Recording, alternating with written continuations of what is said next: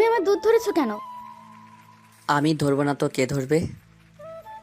ছাড়ো বলছি। দুধ এত গরম কেন? এই শীতে গরম থাকবে না তাহলে কি ঠান্ডা থাকবে? এখন তো শীতকাল, তাই ঠান্ডায় থাকার কথা।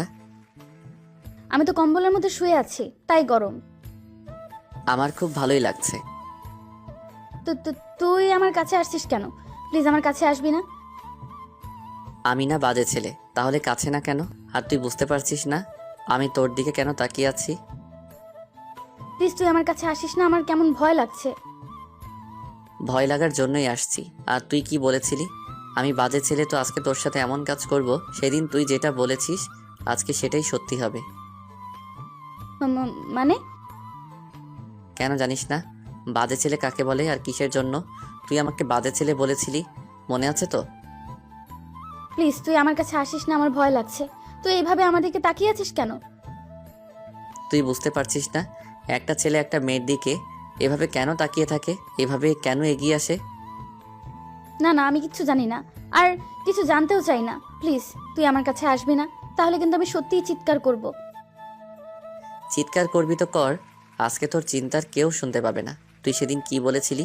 আমি লম্পট বাজে ছেলে, চরিত্রহীন, তাই তো? সবার সামনে তুই আমাকে অপমান করেছিলি।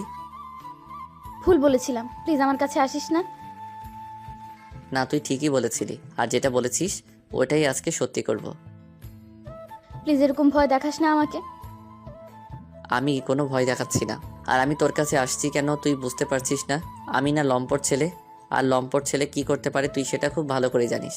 তাহলে এখন এত ভয় পাচ্ছিস কেন? সেদিন তো সবার সামনে আমার সম্মানটাকে ধুলোর সাথে মিশিয়ে দিয়েছিলি। আজকে তুই দেখবি এই লম্পট ছেলেটা কি করতে পারে। আমার ভুল হয়েছে, প্লিজ আমাকে মাফ করে দে। তাও আমার কাছে আসিস না। একবার যখন বলেছিস তাহলে আমাকে লম্পট হতেই হবে, আর আজকেই সেটা হয়েই দেখাবো। তোর জন্য আমি কারো কাছে সম্মান পাই না, এমনকি ফুপি ফুপাও আমার সাথে কথা বলে না, একমাত্র তোর জন্য। কি অন্যায় করেছিলাম? তোকে ভালোবাসাটা কি আমার অন্যায় ছিল বল? শাকিলের কথায় আদ্রিতা চুপচাপ মাথা নিচু করে রইল। শাকিল এগিয়ে গিয়ে আদ্রিতার হাতগুলো দেয়ালের সাথে চেপে ধরে বলল, আমাকে যেমনটা সবার সামনে বানিয়েছিস আজকে আমি তেমনটাই প্রমাণ করে দেখাবো। এর জন্য সারা জীবন তোকে পস্তাতে হবে। তুই বুঝতে পারবি আমাকে সেদিন কতটা কষ্ট দিয়েছিলি। শাকিল আদ্রিতার ঠোঁটে চুমু দিতে গেলে ও মুখটা ঘুরিয়ে নেয়। তখন শাকিল ওর গলায় নাক গুজে দিয়ে কিস করতে লাগলো। আদ্রিতা ছোটার জন্য ছটফট করছে, কিন্তু শাকিলের শক্তির কাছে ও পারছে না। একটা সময় আদ্রিতা নিজেকে